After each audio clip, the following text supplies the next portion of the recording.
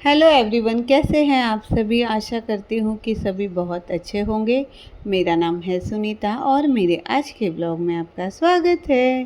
तो रोज़ की तरह आज भी मेरी सुबह की शुरुआत हो गई थी मेरे घर के किचन से। और मैं बना रही हूँ आज आलू गोभी की सब्ज़ी और रोटी अपने बेटे के टिफ़िन के लिए। और बट मुझे आजकल लंच में दाल राइस खाने का मन नहीं कर रहा है, तो सब्ज़ी चावल खाने का बहुत मन करता है। तो मैंने सोचा, क्योंकि आजकल बारिश का सीज़न है ना, कुछ चटपटा खाने में बहुत मज़ा आता है। इसीलिए मैंने सोचा कि जो आलू गोभी की सब्ज़ी है उसको मैं प्रेशर कुकर में बना लेती हूँ और थोड़ी-सी तरी बना लूँगी, यानी रसेदार आलू गोभी की सब्ज़ी बना लेती हूँ। तो मैंने फटाफट से सबसे पहले सभी सब्जियों को, मतलब आलू, प्याज, टमाटर, मिर्ची, धनिया और फूल गोभी को कट किया, वॉश किया और रख लिया। और उसके बाद फिर मैंने प्रेशर कुकर को रखा गैस में और उसमें तेल डाल दिया। तेल गरम होने के बाद मैंने इसमें राई जीरा डाल दिया तड़के के लिए। जब राई जीरा तड़क गया था, फिर मैंने एक प्याज को रफली चॉप करके डाल दिया था और प्याज को अच्छे से फ्राई कर लिया। और उसी टाइम पे मैंने 3-4 हरी मिर्ची और एक टमाटर भी कट कर लिया और उसको भी डाल दिया कुकर में। और साथ में मैंने ऐड किया जिंजर गार्लिक पेस्ट बाज़ार वाला। और उसके साथ मैंने सारे सूखे मसाले डाल दिए, नमक, हल्दी पाउडर, मिर्ची पाउडर, धनिया पाउडर, ज़ीरा पाउडर और थोड़ा सा गरम मसाला पाउडर।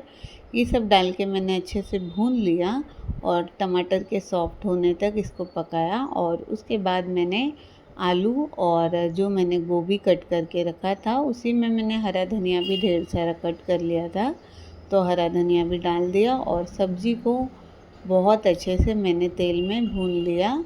जब सब्ज़ी अच्छे से भून गई थी उस टाइम पे मैंने छोटे कप से लगभग 1.5 कप के करीब पानी डाला, क्योंकि दिन में हम लंच में इसको चावल के साथ खाने वाले हैं, तो चावल के साथ खाना है, इस हिसाब से मैंने पानी ज़्यादा डाल दिया। और फिर इसको ढक कर के मैंने प्रेशर कुकर में 2 सीटी करा ली। और 2 सीटी करने तक फिर मैंने दूसरे काम किए और मम्मी ने आटा गूँध के दे दिया था। और फिर मैं रोटी बनाने लग गई थी। और मेरे बेटे को मैंने पूछ लिया था कि क्या तू ये प्रेशर कुकर में बनी सब्ज़ी लेकर जाएगा, क्योंकि रोटी के साथ खानी है ना, तो रसेदार सब्ज़ी टिफ़िन में देना इतना अच्छा नहीं, मतलब इतना क्या कहते हैं उसको, प्रॉपर नहीं जमता है ना खाने के लिए। तो उसने कहा चलेगा, लेकिन आप रसा मत डालना, मतलब सिर्फ सब्ज़ी सब्ज़ी दे देना टिफ़िन में, तरी मत डालना। तो मैंने कहा ठीक है, क्योंकि इससे हमारा काम बहुत आसान हो जाएगा ना।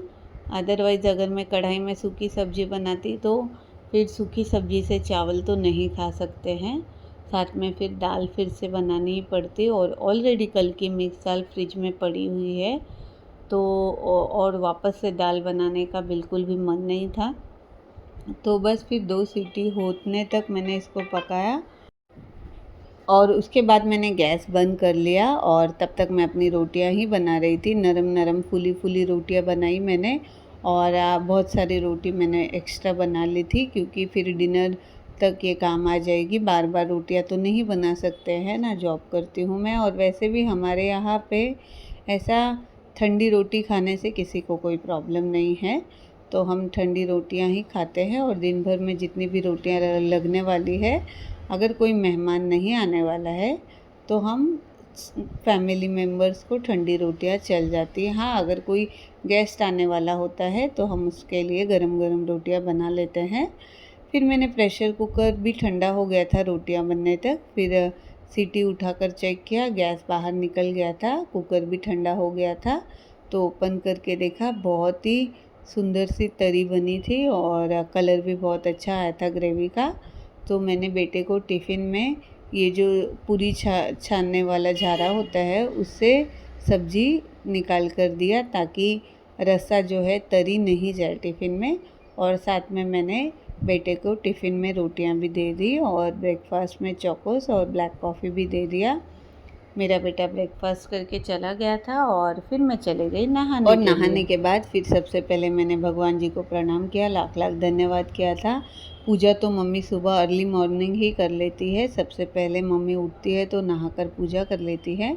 तो बस मैं सिर्फ प्रणाम करती हूँ और लाख लाख धन्यवाद करती हूँ भगवान जी को उन सभी चीज़ों के लिए जो वो हमें देते हैं।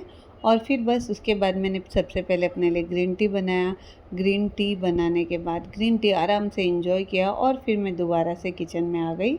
तो मम्मी ने अब ब्रेकफास्ट कर लिया था तो बर्तन मांज के रख लिया था और ब्रेकफास्ट के, तो उन बर्तनों को मैंने अपने जगह पर व्यवस्थित लगाया अच्छे से। और उसके बाद फिर मैंने गैस और प्लेटफॉर्म क्लीन किया। एक किचन टॉवल को पहले ही मैंने नहाते समय ही धोकर रख लिया था, तो उसी किचन टॉवल की मदद से मैंने अच्छे से गैस और प्लेटफॉर्म और गैस के सामने जो टाइल्स होती है जिसमें अक्सर छींटे पड़ जाते हैं जब भी हम खाना बनाते हैं, तो उसको भी मैंने क्लीन कर लिया। और उसके बाद फिर मैंने पूरे घर में अच्छे से पोछा लगाया। और आज मैं मॉप से पोछा नहीं लगा रही हूँ, आज मैं नैपकिन की मदद से हाथ से ही पोछा लगा रही हूँ ताकि मेरी थोड़ी बहुत कसरत भी हो जाए। और मेरी मम्मी ने ऑलरेडी सुबह झाड़ू लगा लिया था। मम्मी सुबह डेली झाड़ू मम्मी ही लगाती हैं, तो फिर मेरे लिए काम आसान हो जाता है। तो फिर मैंने फटाफट से पोछा लगाया पूरे घर में।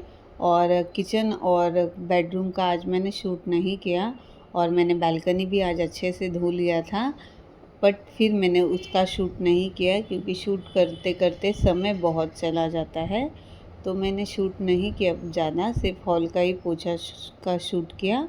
और उसके बाद फिर हाथ धोकर मैं ड्रेस चेंज करके रेडी होने के लिए आ गई। रेडी होते समय मैंने सबसे पहले चेहरे पे मॉइस्चराइज़र लगाया और साथ में पाउडर लगा लिया जो नॉर्मल पाउडर आता है। और उसके बाद मैंने लिपस्टिक, आईब्रो पेंसिल और बिंदी लगाकर अपने लुक को कंप्लीट किया। और उसके बाद फिर मैं नीचे जाने की तैयारी करने लग गई। मतलब ऑफ़िस के लिए तो मुझे जाना ही है, बट स्ट्रीट कैट्स और डॉग्स का खाना भी मैंने थैली में भर लिया और फिर मैंने अपना बैग कैरी किया। और जाते जाते मैंने रास्ते में स्ट्रीट कैट्स और डॉग्स को खाना भी खिला दिया। और स्ट्रीट कैट्स और डॉग्स को खाना खिलाते हुए फिर मैं निकल गई थी। रास्ते में मैं मंदिर भी चली गई थी। और फिर आज लंच तो मैं दिन में 2 बजे जब आऊँगी तभी करने वाली हूँ, पर अब मैं लंच का शूट नहीं करती हूँ क्योंकि वीडियो बहुत बड़ी हो जाती है और समय भी बहुत लग जाता है, इसीलिए मैं यहीं पे अपने ब्लॉग को ख़त्म कर देती हूँ। तो बस आज के ब्लॉग को यहीं ख़त्म करती हूँ। आप मेरी वीडियो को लाइक ज़रूर करना और मेरे चैनल को सब्सक्राइब करना मत भूलना। बस फिर कल मिलते हैं। Bye bye, take care.